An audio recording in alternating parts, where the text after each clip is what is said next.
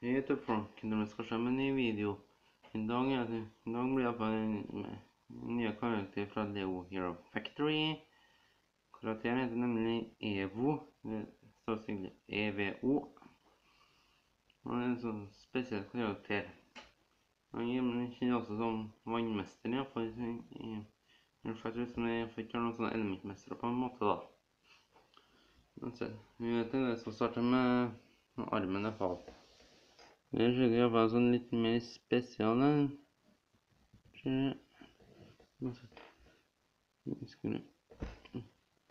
Vi må bare sette den inni her.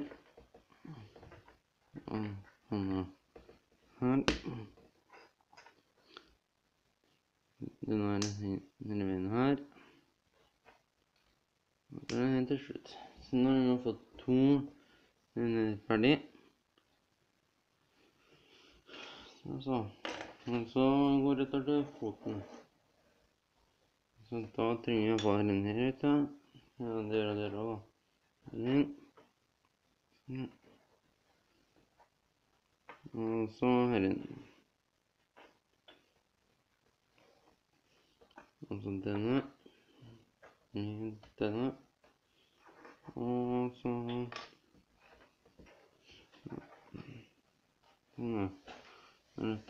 Det var også egentlig bygge på den her også da.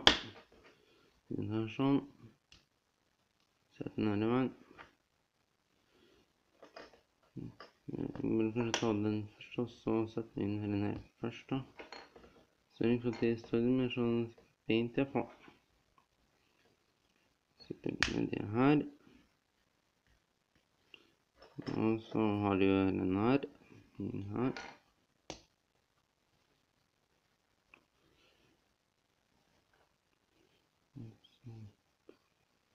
Så gjør den her sånn. Og så har jeg den her. Den er ferdig. Så er den andre ferdig fra før.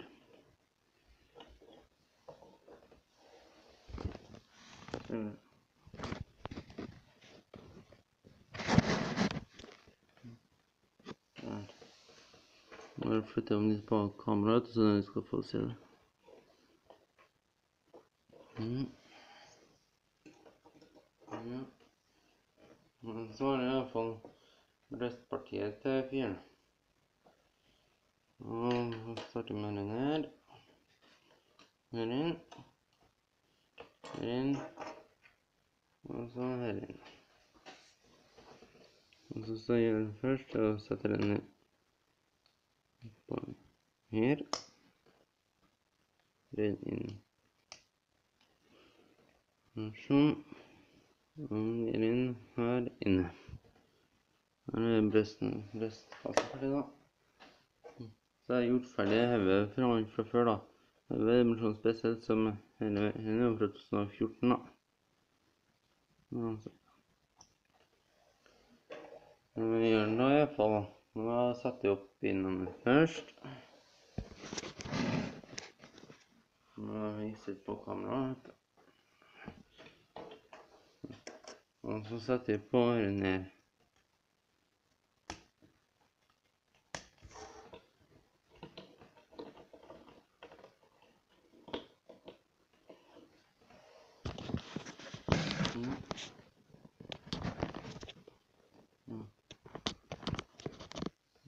Nå skylder jeg må ha på at jeg må sørge for at dere får litt formere.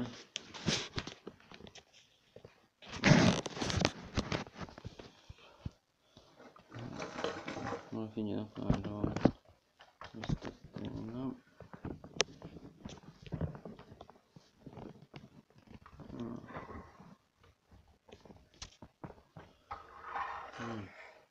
Jeg får bare holde til for imens da. Så jeg ser det så er det først på hendene.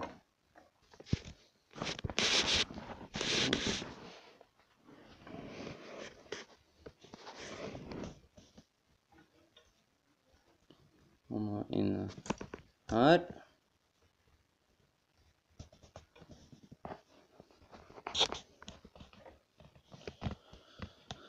Og så inn her.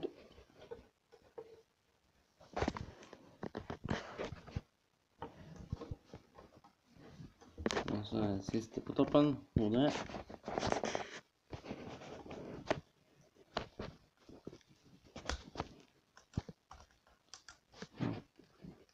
Det må litt lenger inn her.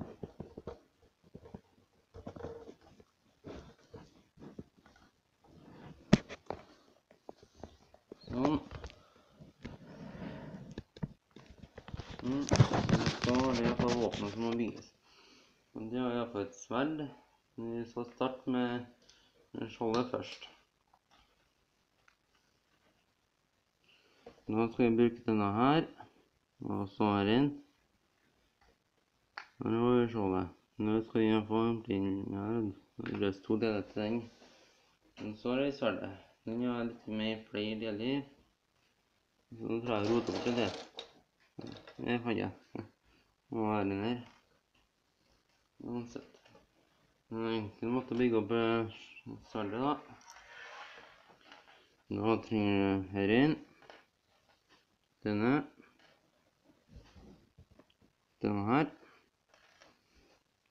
Her inn.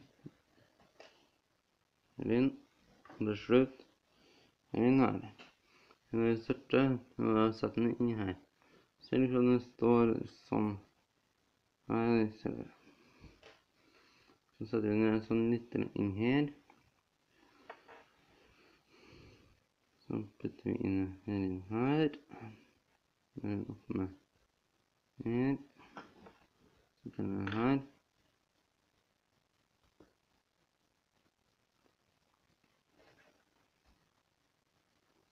Og så er det en blanding her. Så her er vi startet. Nå må jeg feste det på plass da. Så det skal stå her. Det er ordentlig inn. Og så skjoldet her.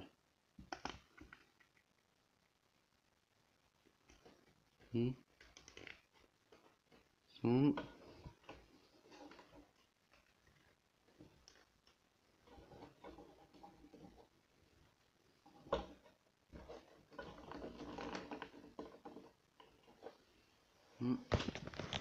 Så ser du, er jo ferdigbygd. Så det var litt enkelt med å bygge over denne her. Her tror jeg i hvert fall ikke har noe bake på da. I stedet for at den der er svart, så er den her grå. Den er noe fra Lego Bionico. Så det er sånn. Og så har jeg festet sånne Hero Factory Cores her i hvert fall. Det ser jo tegn til. Og så er det noe med H inni. Så F-en, ja. Nå må vi se at videoen er over, så ha det bra. Ses igjen.